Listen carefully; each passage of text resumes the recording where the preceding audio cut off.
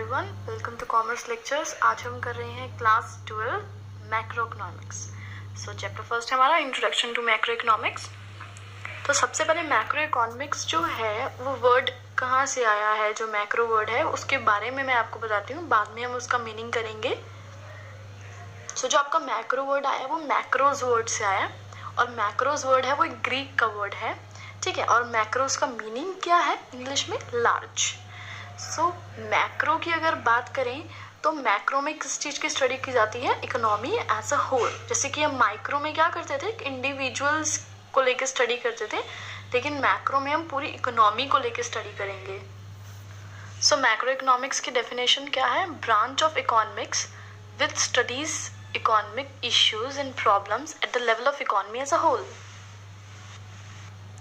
सो जो आपका macro economics है वो किस चीज़ की स्टडी करता है? ठीक है, आपकी इकोनॉमी में जितने भी इश्यूज हैं, आपकी इकोनॉमी से रिलेटेड जितने भी प्रॉब्लम्स हैं, उन सब से डील करेगा, उन सबको स्टडी करेगा at the level of economy as a whole. मतलब पूरी इकोनॉमी को लेके चलेगा हमारी, किसी इंडिविजुअल फर्म को या इंडिविजुअल इंसान को नहीं देखेगा, एक बारे में पूरी इकोनॉमी के जो है स्टडी करेगा। It studies economic questions like, किस टाइप के क्वेश्चंस को वो स्टडी करता है? एम्प्लॉयमेंट फॉर रेजिडेंट्स, यानी आपके जो रेजिडेंट्स हैं आपकी कंट्री के, उन सबके एम्प्लॉयमेंट के बारे में सोचेगा, यानी कि किसी पर्टिकुलर सेक्टर या पर्टिकुलर इंसान के बारे में सोचेगा, सभी रेजिडेंट्स के बारे में। प्रॉब्लम ऑफ प्राइस राइज, जो आपका प्राइस राइज हो जाता है यानी इन्फ्लेशन जो आता है, उस चीज़ की प्रॉब्लम को पड़ेगा। Growth of output in economy, कि हमारी जो इकोनॉमी है उसमें आउटपुट की ग्रोथ कैसे की जाए, आउटपुट कैसे ग्रो किया जाए। सो ये कुछ प्रॉब्लम्स हैं जो मैंने लिखी हैं, जिन सब से डील करता है, जिन सब की स्टडी करता है आपका मैक्रो इकोनॉमिक। तो आज हम पढ़ने वाले हैं स्कोप से। सबसे पहले मैं बता दूं जरा मतलब क्या है स्कोप से। मतलब क्या? फील्ड या फिर एरिया ऑफ स्टडी, यानी मैक्रो इकोनॉमिक्स में कितना एरिया, क्या क्या चीज, क्या क्या टॉपिक्स हम लोग स्टडी करेंगे, कितना स्टडी करेंगे, वो सब हम पढ़ेंगे इसमें स्कोप ऑफ मैक्रो इकोनॉमिक्स में। सो ये क्वेश्चन जितना डिफिकल्ट लग रहा है एक्चुअली में इतना नहीं है, क्योंकि इसको लर्न करने की तो बिल्कुल जरूरत नहीं है, क्योंकि इसके अंदर जितने भी पॉइंट्स है वो पता है क्या है? आपका जो सिलेबस है, यानी आपके जो चैप्टर्स के नाम है बेसिकली वही सब है, वही सब जो है हम मैक्रो इकोनॉमिक्स में स्टडी करते हैं। तो सबसे पहले पढ़ते हैं हम क्या स्टडी करते हैं।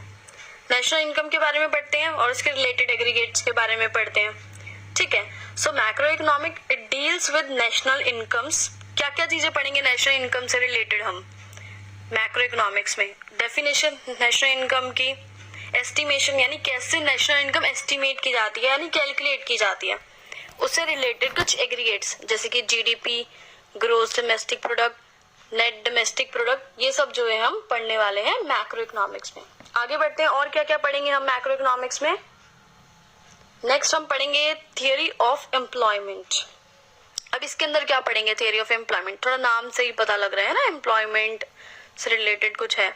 सो it studies theories related to employment and unemployment.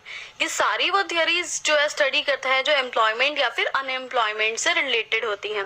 जैसे कि एक किनीशियन थियरी ऑफ एम्प्लॉयमेंट है आपकी, उसमें क्या क्या बता रखा है आपका, ये एग्जाम्पल दे रखा है मैंने इधर।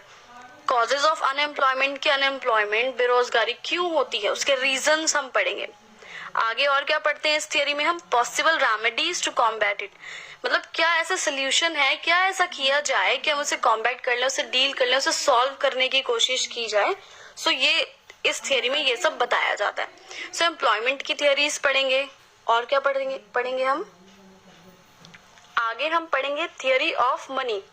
मनी से सारी रिलेटेड थियरीज पढ़ेंगे। क्रिएशन ऑफ मनी, मनी कैसे क्रिएट किया जाता है, क्रेडिट कैसे क्रिएट करते हैं, यानी जो आपके बैंक्स होते हैं वो कैसे पैसा बनाते हैं, कैसे अर्न करते हैं, ठीक है, कमर्शियल बैंक्स जो आपके होते हैं। Role of regulating money supply, money supply को कैसे रेगुलेट करते हैं, जैसे पैसा ज्यादा सप्लाई करना मार्केट में, कम बनाना, ये सब चीजें है ना, जैसे आपने पढ़ा होगा CRR, SLR, बैंक रेट वगैरह, ये सब चीजें मनी से रिलेटेड जितनी भी चीजें वो सब पढ़ेंगे। फिर से मैं आपको बता रही हूँ कि ये जो टॉपिक है इसके जितने भी हेड पॉइंट्स हैं वो क्या है, आपके चैप्टर्स ही हैं। आप अभी भी टेली कर सकते हैं, देख सकते हैं, ये मनी वगैरह सब आपके चैप्टर्स हैं जो हम पढ़ने वाले हैं। आगे बढ़ते हैं। Fourth point is theory of general price level. General price level कितना है, ठीक है हमारा। अब जैसे कि हम बोलते हैं कि मैगी 5 रुपीज में मिलती है, हम बोलते हैं अरे बिल्कुल सही प्राइस है, लेकिन वही मैगी जब अब 6 रुपए की हो जाए, बोले महंगी हो गई, इन्फ्लेशन आ गया, मैगी 5 रुपए की थी उससे 4 रुपए की होगी, अरे इतनी सस्ती हो गई, है ना। तो जनरल प्राइस अगर आपका एक तरह से 5 रुपीज सेट हो गया, तो उस चीज के बारे में हम पढ़ेंगे। इन्फ्लेशन कैसे आता है, कैसे नहीं आता है, कैसे महंगाई बढ़ती है, इन्फ्लेशनरी गैप क्या होता है, डिफ्लेशनरी गैप क्या होता है। सो प्राइजेस से रिलेटेड भी सारी चीजें हम मैक्रो इकोनॉमिक्स में पढ़ेंगे। और क्या पढ़ेंगे देखते हैं, आगे बढ़ते हैं। रोल ऑफ गवर्नमेंट, गवर्नमेंट का रोल क्या है, अब रोल किस चीज में है वो भी बताती हूँ। बजट के में क्या रोल है, जैसे गवर्नमेंट के क्या क्या एक्सपेंसेस होते हैं, एक्सपेंडिचर्स होते हैं, क्या क्या रेवेन्यू होते हैं, ये सब चीजें भी हम पढ़ेंगे, ठीक है। It studies how government budget impact affect the level of economic activity, कैसे जो है गवर्नमेंट बजट यानी गवर्नमेंट जो पैसे खर्चती है या उसके रेवेन्यू होता है वो कैसे यूटिलाइज करेगी जिससे हमारी इकोनॉमिक एक्टिविटीज पे असर पड़ेगा।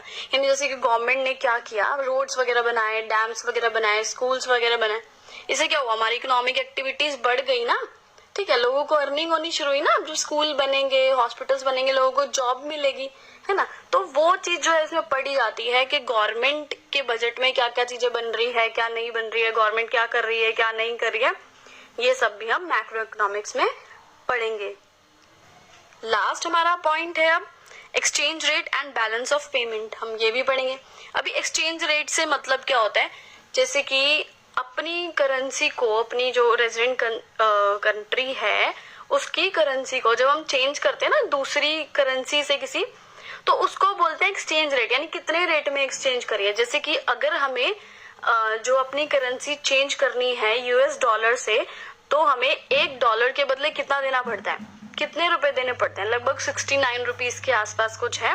तो ये हो गया एक्सचेंज रेट, मतलब कितने रुपए में दूसरी करेंसी हमने एक्सचेंज करी है, ठीक है। सो हम क्या पढ़ेंगे, एक्सचेंज रेट कैसे डिटरमाइन किया जाता है, अब ये डिसाइड कैसे किया जाता है कि हम $1 के बदले 69 रुपीज दे रहे हैं या 70 रुपीज दे रहे हैं, ये सब चीजें हम पढ़ने वाले हैं। और उसे मैनेज कैसे किया जाता है, कम ज्यादा बार बार कैसे करना है। आगे पढ़ते हैं balance of payment. Balance of payment क्या होता है, ये सारे रिकॉर्ड्स होते हैं पेमेंट के, और जैसे कि बैलेंस ऑफ ट्रेड में होता है ना, एक्सपोर्ट्स कितना किया, इंपोर्ट कितना किया, वो सब चीजें ये सब इसमें आती है, balance of payment, balance of trade वगैरह। सो ये था आपका मैक्रो इकोनॉमिक्स का स्कोप।